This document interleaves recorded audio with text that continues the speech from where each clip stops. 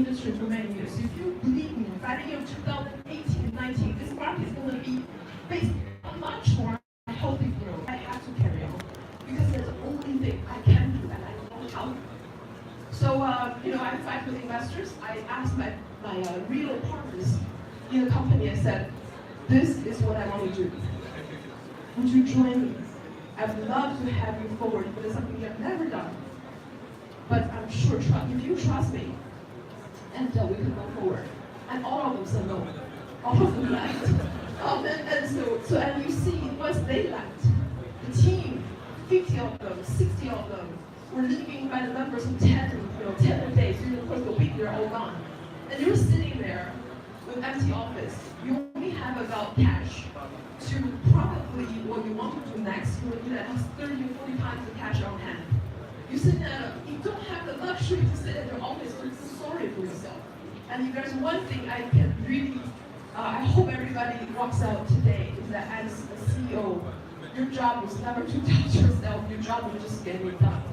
Emotion is a luxury for a leader. What is most important is your responsibility. And if you believe in true learning out of the winter, in reality, winter means what? Winter means all the other hotness that competes on efficiency loss, who do not care how teams really function, they already into problems. Winter means the capital world must reshape what they believe in. It also means that everything you do forces you to answer one question: is this really maximizing my team's efficiency? To really get a resource. Oh, my time is up. Sorry, I used to do 14-minute speech. So that's it. And I hope there's something we can. I was able to bring you forward on that. Thank you. Thank you very much, Lou, for sharing. We cut it at 8 minutes, but if you're interested in learning more, we actually have a podcast with Lou where we talked about a lot of things about the early days in Chinaccelerator and some really funny stories about what happened, how different it was to run a fashion company from a very early stage accelerator. Perfect. Good. Thank you, Lou. Okay, and now we got the next speaker here. It's actually a very unique speaker. He's our host for today. So please, I'd like to welcome Ying Tao, co-founder of Mixpace. It's a pleasure to help hosting this event, and it's a great honor to have everyone here. And it's probably 2 years since I speak in English for more than 5 minutes, so I'll try my best. As you can see, the title is China. So I lived most of my adulthood actually outside of China. So it's a quite big challenge for myself to coming back from overseas and start a business in China. I saw myself as a hardcore Chinese. I thought I know the people, I know the market, at least I know them better than those who don't speak English. But the reality is I don't. So the first thing is, so I have a slide? Okay. A quick background of myself. I grew up in China. I studied electronic engineering, and then I studied computer science overseas, and spent almost 8 years working for 2 investment banks as an analyst, project manager, product manager. And then I back to China in 2015. I started a technology company called Yimi Haoji, and it's still running, but obviously very good. And then I started Mixpace in 2016. We received a couple of rounds of funding across the 3 years period, 5 million RMB in the first round, then 100 million in the second round, and early 2018 we received 400 million for Mixpace. Well, majority of our business, our focus is on making our offices smart and more connected. So the first thing is I want to share, and I think it's probably useful for a lot of people return from overseas back to China, is the reverse cultural shock. Don't underestimate how big that is. Let's guess how many of the Chinese actually being overseas? 2%, 5%, 10%? What's your guess? How many Chinese people actually ever been overseas? It's about 2.3%. So it's very, very different from what we think it could be. And what's the percentage of Chinese actually holding the education higher than bachelor degree? Only 4%. So actually, that's the reality of what this market really is, and how the market really operates. So when I come back and try to do a business, when I assumed the entire Chinese must look like Beijing or Shanghai, and obviously that assumption is so wrong. So my first venture didn't end up that well. Also things like how you hire people, how you talk to people, how you get connected with people, make the things quite different. And then one day I spoke to a very senior businessman, and what he said to me struck my soul, and I think it's still very important. Is one thing is we have to, if we want to be running a big company or grow our company quickly in China, we must realize reality is urbanization is still the mainstream of this business or of this economy.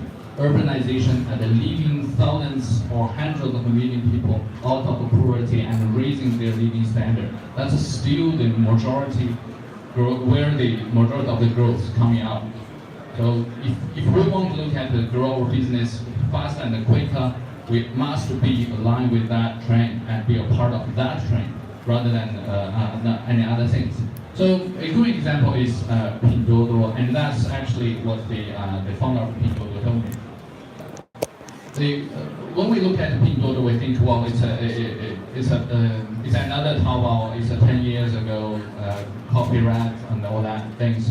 But the reality is what they're trying to do is they're trying to sell cheap and relatively good quality product to people who probably could not afford them before. Like, well, $100 flat screen TV, things like that. So that's the first term or the first thing I translate. And another thing for me is from a big corporate to a startup. So when we're working in big corporates, we get used to all those corporate cultures and surviving instincts.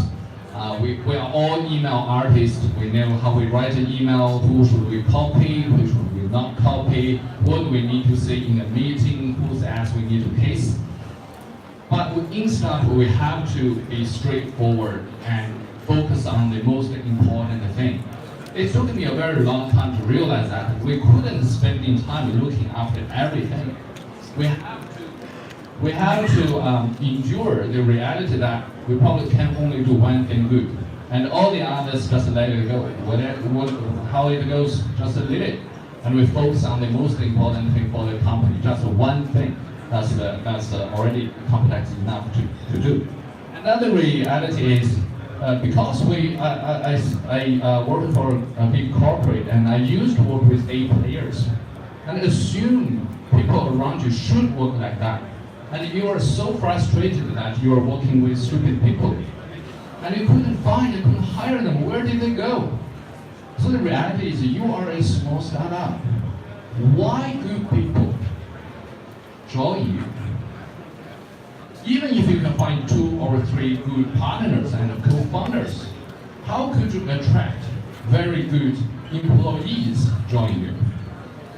Like spending a lot of time trying to figure out how do I find them, and then I realized just don't waste your time. Rather than trying to find top quality people, I think it's better to find a way to manage less strong background people, less educated, probably sometimes even less caliber, or probably people, if you have the choice, you don't want to work with them. Just try to find a good way to manage them, train them, and bring them up. That's probably easier for a startup to survive rather than always find the best people. And another thing around from corporate to startup is in corporates we give people a lot of opportunities. We try to really train and bring them up. But in startup, I think, well, after a certain period or time you give, the best way probably just to tell them straight away. If you want to fire someone, just fire them as soon as possible. Don't waste and spending any time, and it's do more harm than they would do. So another thing is from a traditional industry to a emerging industry, co-working and smart offices. And obviously there's no map in between. And I find that a lot of people like myself, we try to see what our experience can help us, past experience can help us in our new business.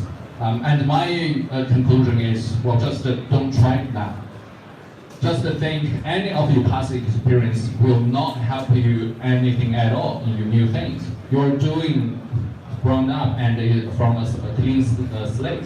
Talk to the local players and interview a lot of good people and learn from the interview and have consultants, rather than trying to use your own past experience and try to find a good pathway for that. I'll quickly go, time is up, so I quickly go through the other slides. And the first stage we did is we try and transform the old traditional workspaces to well-designed and trendy working spaces. And then we realized, oh, that's not enough. We need to make them smarter. So we started moving on to intelligent equipment, and we try to build all these different technologies to help us connect, use space, manage the space smarter, and save energy, all that. And then we realized that's not enough.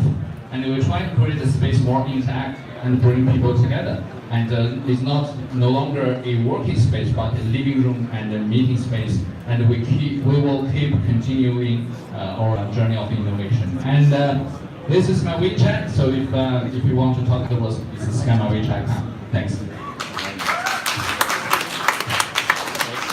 It's great that you have entrepreneurs sharing that journey and showing that overnight success takes a lot of time. But now we're going to have a turn again, and we're going to go from the startup world to the corporate world.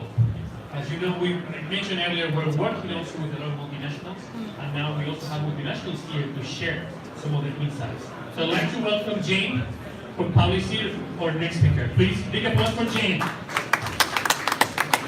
Hello, everyone. Right now I'm working in Publicis Group. It's a French listed communication group at top 3 globally.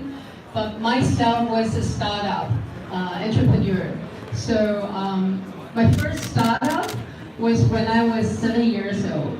So I learned from my teacher saying that I'm going to teach you how to make the butterfly wing. I co-started a joint venture between a Dutch company and China SOE. And it was with 400 workers and engineers coming from a company that nearly bankrupt. So we have to make the joint venture out of that. And that company becomes the top 3 within less 4 years in the industry. Then I had my own MarTech company for 7 years as a founder and CEO before I joined a corporate. Now, what I'd like to share with you today is fear. That is something I have learned throughout my 20 years in the startup and in corporate, is about fear. And I think that something is interesting that I love what Richard said, that you actually learn by doing and bowling. But it's very, very scary. And what happened is that in this process of starting on something, there are different types of fear. And I want to share with you my learning from fears. So number 1 is fear of pressure. And I remember when I first started up the company, and also in my own technology company, but also with joint venture, I have been told by many people that you will not succeed because you are an outsider and because you are a female, because you are a woman. That's simple as that. You have no chance to be successful. And I realized that sometimes that fear is that I'm afraid that I will be a joke. So I have to constantly fight with a group of pros. It's like you're flying, right? You're flying, but there's a group of people constantly talking you down and out of your dream. And I think that's the time when I realized I probably fly too low. And I have to fly high enough so that I can be at altitude and fly an eagle. So the number 1 fear, I think, is that fear of pressure. But I think the way to turn it around is you gotta have to fly high enough to be an eagle so that those pros will not catch you up. And number two fear is fear of being not noticed. And I want to go back to the archive room. And I remember earlier time when I first stopped in Sotheby's, and I was put into a job that's to cleaning the archive. And I think that being a master's degree in history of art, I do not deserve cleaning the archive room.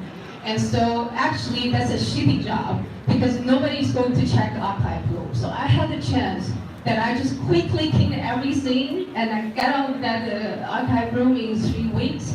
Anyway, nobody's going to check my work. Or I'm going to do something very diligently and that would take me about 3 months.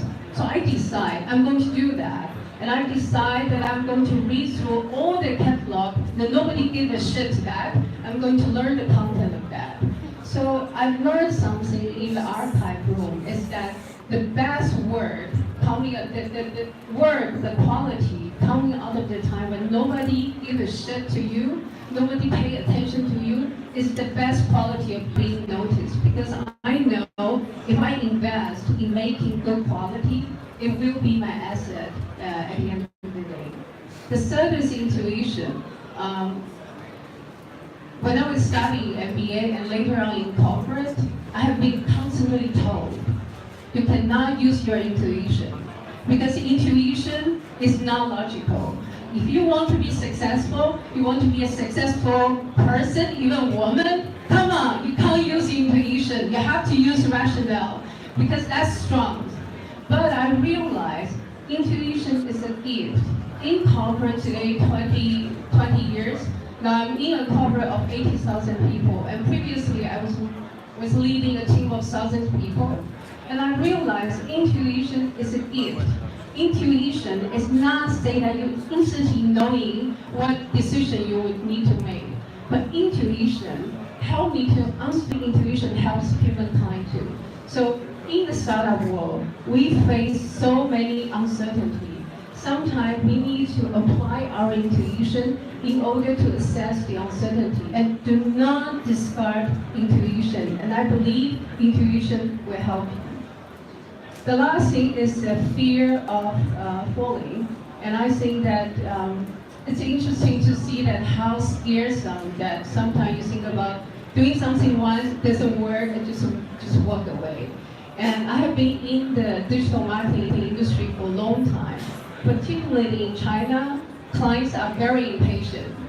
And most of the time, if you try once, you fail, the client will tell you, say, it doesn't work, try something else. It doesn't work, let's try something else. And I realized that actually, if you want to be successful, if success is a matter of probability, persistence helps you to increase the probability.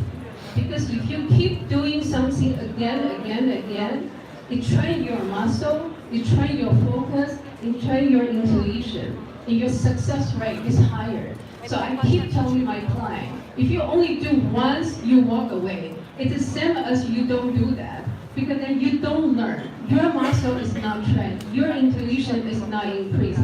That doesn't help you to be successful again. Most of our successful clients that I have been working with, I realize they practice persistence and resilience. So we give up. You don't give up in the third time. We probably need to give up at 8th time because that's the time we can really test and we can really be successful. So I do believe that the fourth fear of being resilient, the resilience will pay off. So I would say that that's redefine the fear. Instead of fear, I think that we should encourage the other that we want to fly like the eagle, and we want to embrace the time in the archive room, and we want to apply our intuition, and last is that the resilience will pay off. So I think we all say, I really love this, and Napoleon said that imagination rules the world. I think for some of you, if you know when he called that was the time when he was entering the city. And he realized those people who have never met him regarded him highly. Why? Because imagination influences perception, change behavior. And I think imagination is so critical for the success of entrepreneur. Because at the end of the day, no matter how we prepare, we only have 50% chance to be successful. So imagination can help us to prepare for the success. It gives birth to the success, it prepares our heart, it prepares our behavior, it gives us higher chance to be successful. So I believe that as entrepreneurs, we need to exercise our imagination, and that will help us to be more successful and increase our success rate. So at the end, I just want to encourage all of us that we do not let fear define us, but let's redefine the fear. Yeah, thank you.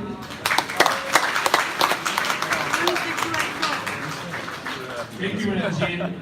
We have one of our most active speakers and most active mentors coming and share today.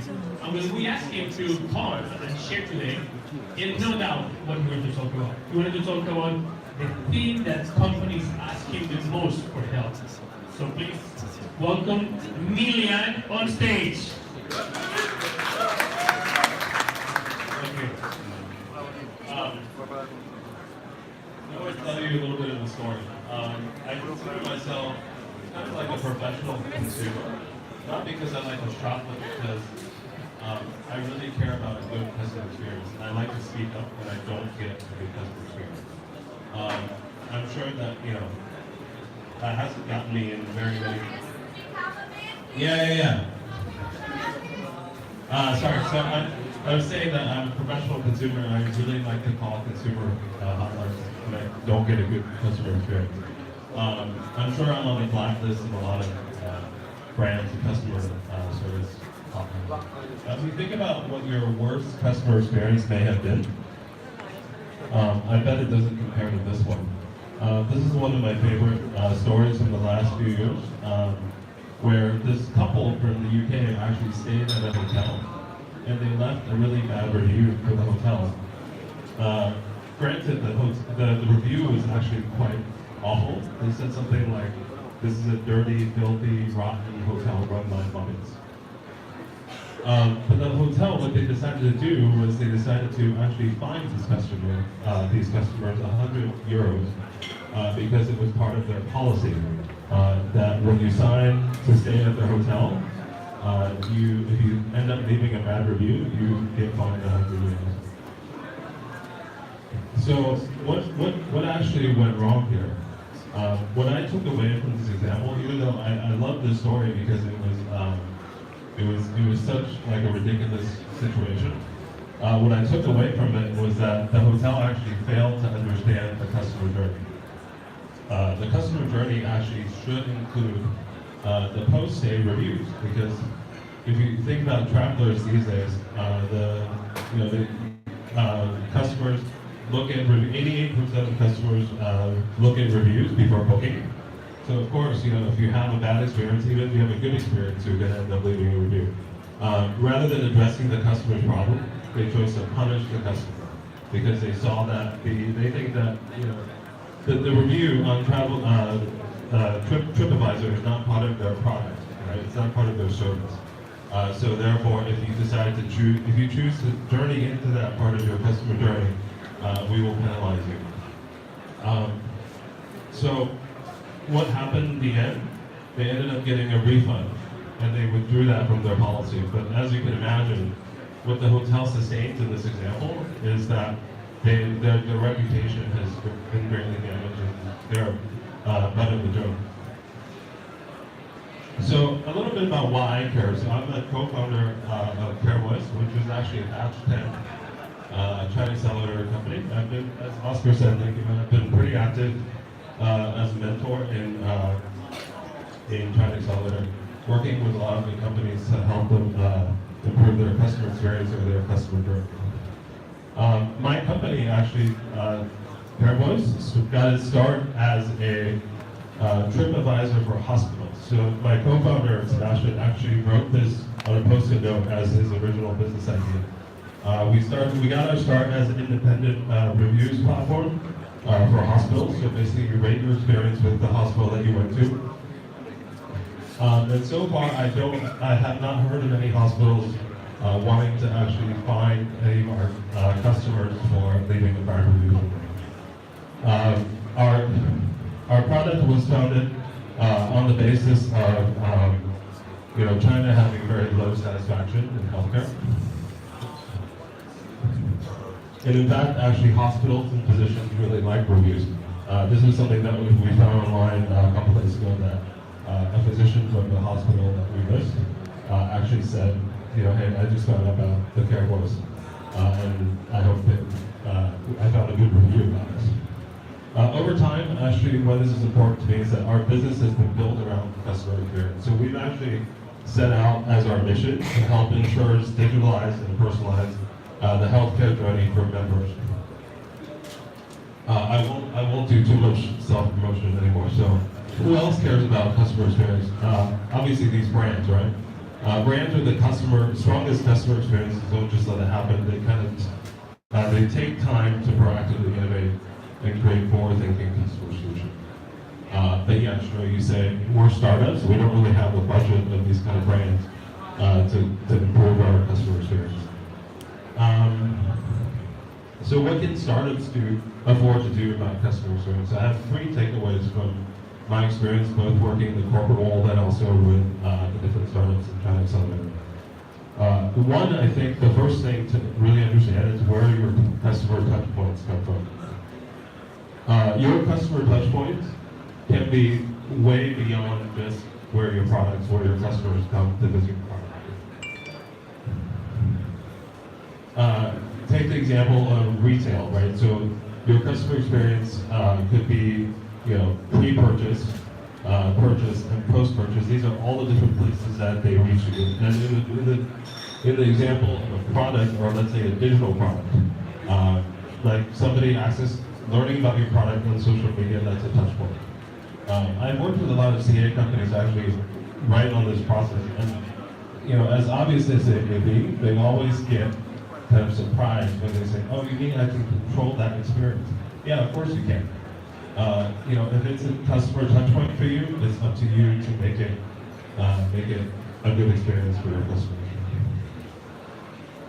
Number 2, I would say, so the customer touch points actually make up the overall customer journey. So continuously improving the customer journey by mapping out the customer journey to different functions in your company or to different features in your product, and continuously improve on that. Define metrics along the journey. So this is an example of like a utilities company. One of the things that they measure is how long their customer service calls.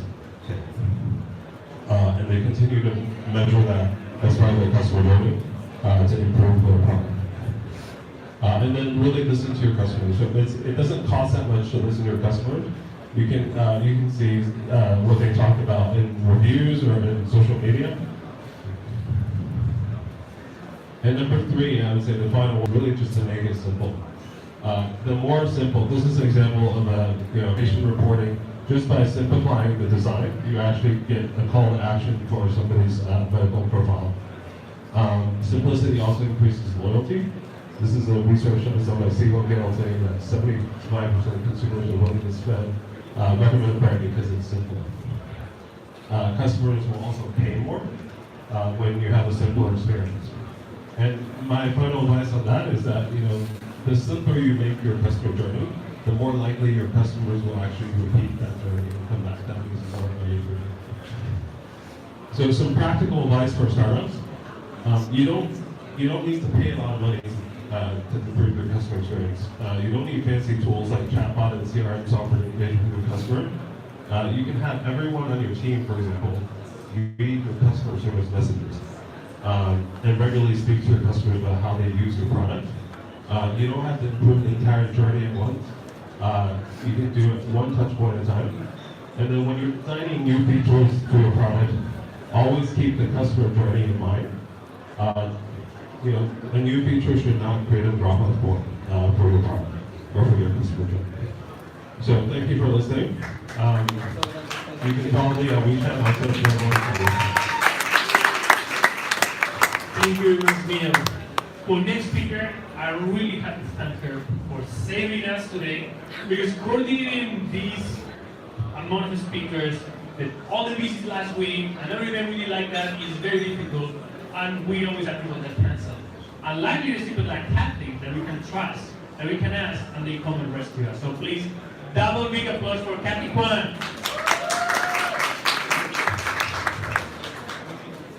I want to ask you, how many of you have a design-related background or have ever interacted with designers? Raise your hand. Wow, this is a design group. I'm happy. I'm a designer. I was a designer and a service designer, industrial designer in the past 10 years, and a service designer in the recent 10 years. And 10 years ago, I decided to practice my master, to do a design demo. I built a beer bar under of our design studio. Kaiba, the first Belgian beer bar in Shanghai. With the practice of service design, we're able to integrate the experience, space design, digital design, and people design, and many others into a beautiful curve that grows the curve of experience value. From selling the product, if you think we go to a bar, it's just to get a beer. No, it's about a solution. It's about a service, and also it's about the experience. So we grew from economic value to functional value, and emotional value, and symbolic value. So last year, we exit successfully. Our brand is acquired by the world #1 beer brand. Guess who? You know? Oh yeah. AB InBev. Not just AB InBev. AB InBev have a group called ZX Venture. ZX Venture is their innovation group. Breakthrough innovation that they acquire different kind of business. So they regard us as a symbolic brand in the craft beer industry. So they pay a good brand value due to our design. So this is our side business. Beside of our side, I am an owner of a design agency. 15 years focused on the product and the service design. You raise your hand, but how many of you heard about service design? If not, from today on, I encourage you to learn a little bit in this area. I think that if you are a learning app, maybe you can reconsider your product as a growing service provider. If you are a gym, it's not about a gym, it's a trust relationship builder. So if you treat your product into service perspective, you have a lot of things to design. So this is my story in a simple perspective. Give a bottle opener, go move the earth. What is my bottle opener? I believe it's design, it's service design. So I believe in promoting service design in China. And back to many years ago, we organized the service design jam in China. But we only attracted students. Not many professionals joined us. And we also initiated the service design network in Shanghai. And I'm the personal chairperson in Shanghai. So this is a great resource. I believe in it, and I was speaking in an international conference. We also talked to CEOs. We said, service design is good, it's going to increase your brand value, blah, blah. And the service, the CEO come back to me and said, what's the difference between service design and design service? And I got an app, can you improve my app? have a package design. Can you packaging needs to improve? Can you help me on that? Oh, I said, okay. They didn't get my point. So until last year, I sold my side business and I come back to my main business. You know what? My 15 years business grew tremendously, and I believe it's about founder come back to their focus, to the art where they believe. So I talked to the Bridget. Bridget is the founder of SDN. She come to Shanghai and we had a popcorn together. We said, she asked me, said, you got to initiate SDN China conference and bring the entrepreneurs, business people, creative people together. You are the person. I said, okay, I will do it. So,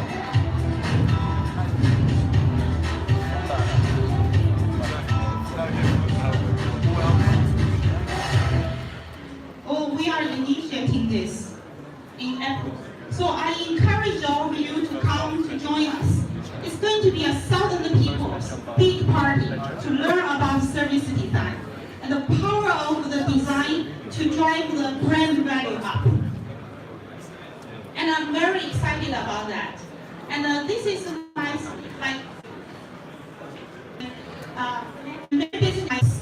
mission to drive the service design awareness to help all of you to bring your business value and the service level up.